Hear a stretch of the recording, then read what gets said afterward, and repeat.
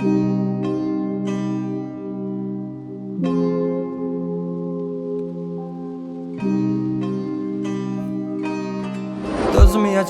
çəkəcəm silahı başıma bir mərmiyə. Ölməyəcəm, yarın halını mən görüm deyə. Oldu nələr, bu yarım sevgi yalın dastanında qaldı mənə.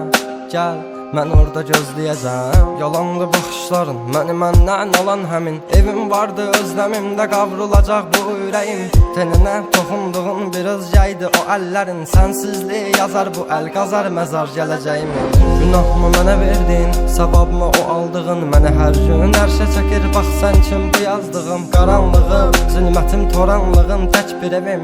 Sən idin alan məndən, etdi batdı gülüşləri. Dərinlərdə yaz vardı, gözlərimdə yaş aldı. Taqəti məndən yarım çox yorulmuşam. Dünənin qaranlığında, sabahın bir şəfəqində hər şeyə avunduğumdan ağrımla çox oyanmışam. Sevginə deyil bu yollar, ölümlə burun burunayam. Məni sən anlamırsan, anlayacaq çox adamım var. Yazıldı yarım mahnılar, yaralara duz basarmışam. Qanadımı qıran biri ilə mən çoxdan vedalaşmışam. Dözməyəcəm, çəkəcəm silahı başıma bir mərmiyə. Ölməyəcəm, yarın halını mən görüm deyə. Oldu nələr, bu yarım sevgi yalın dastanında qaldı mənə. Gəl, mən orada gözləyəcəm. Dəli bu könül çalxalanır dərin dəniz boyunca. Üzüntülər hakim edib getmir heç nə yolunda. Sən mənim təsəvvürüm, təxəyyülüm, yarım idin. Deyindi kim günahkar səbəbkardı boyuna. Tapmadı gözlər birisini, dözmədi həsrət buna. Elə bir dərdin ahındayam, imdad edib çağırmam. Ölüm vardı mən bilirdim hər həyatın sonunda.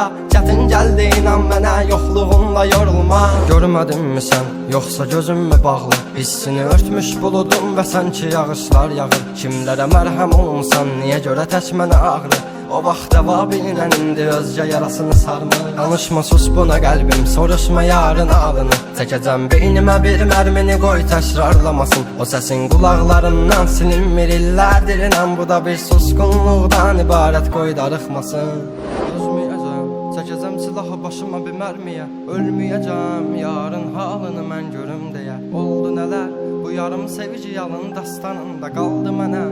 Gəl, mən orada gözləyəcəm. Dözməyəcəm, çəkəcəm silahı başıma bir mərmiyə. Ölməyəcəm, yarın halını mən görüm deyə. Oldu nələr, bu yarım sevgi yalın dastanında qaldı mənə. Gəl, mən orada gözləyəcəm. Yalandı baxışların, məni məndən alan həmin evim vardı özləmimdə qavrulacaq bu ürəyim. Teninə toxunduğum bir özgəydi o əllərin. Sənsizliyi yazar bu əl qazar məzar gələcəyim.